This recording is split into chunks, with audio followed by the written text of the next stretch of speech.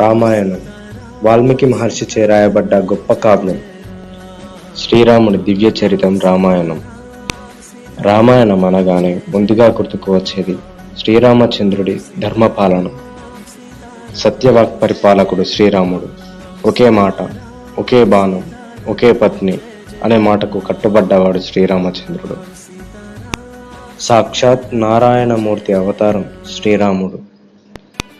ఇంకోవైపు లంకాపురాధీశుడు, దశకంఠ రావణుడు, మహాశివ భక్తుడు, నవగ్రహాలను సైతం శాసించగల శక్తి కలవాడు, పరమ అహంకారి, ఇంద్రియలోలుడు రావణుడు. రామాయణం గురించి ప్రస్తావన వచ్చిన ప్రతిసారి మనలో చాలా మందికి కొన్ని ప్రశ్నలు మధ్యలో తలెత్తుతాయి.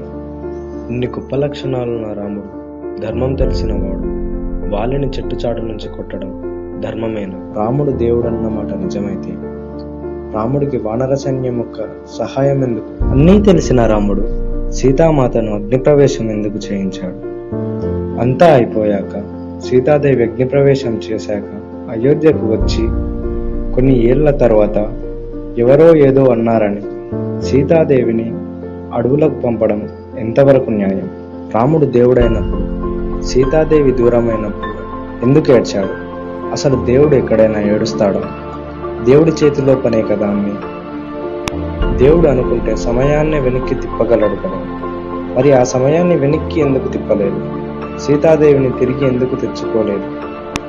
అసలు భూమి మీద పుట్టవలసిన అవసరం ఏముంది దేవుడు? రామాయణం జరిగినది వాల్మీకి చూశాడు. చూడనప్పుడు వాల్మీకి రామాయణం ఎవరు చెప్పారు? నిజంగా రామాయణం జరిగిందా లేక కల్పిత కథనా?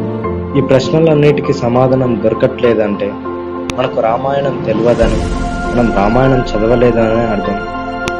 అదేంటి, మేము రామాయణం ఎన్నోసార్లు చూశామంటారా? ఏ సినిమాల్లో ఇంతవరకు రామాయణం పూర్తిగా తెలియాలంటే వాల్మీకి రాసిన రామాయణం చదవాల్సిందే. రామాయణం చదవడం ఈ బిజీ లైఫ్ టైంలో కుదిరే పనైనా? చదువుదాంలే 50 ఏళ్ళు వచ్చాక తీరిగ్గా రిటైర్మెంట్ ఏజ్లో అని అనుకుంటే మాత్రం నువ్వు చాలా కోల్పోతావు. రామాయణం అంటే లైఫ్ మాన్యువల్ చదవకుండా లైఫ్ని ఎలా లీడ్ చేస్తావు? సగం లైఫ్ అయిపోయాక చదివి ఏం లాభం? మిత్రమా, మన కోసం అవతారం ఎత్తిన రామచంద్రుడి గురించి ఇంకెప్పుడు తెలుసుకుంటావు? చదవలేకపోతే ఏమి, నీకోసం నేను వాల్మీకి రాసిన రామాయణం యథాతథంగా ఎలా ఉందో అలా అక్షర లోపం లేకుండా తీసుకువస్తున్నా.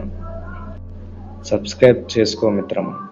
రామాయణాన్ని విందాం, జీవితాన్ని సన్మార్గంలో నడిపించుకుందాం. జై శ్రీరామ్.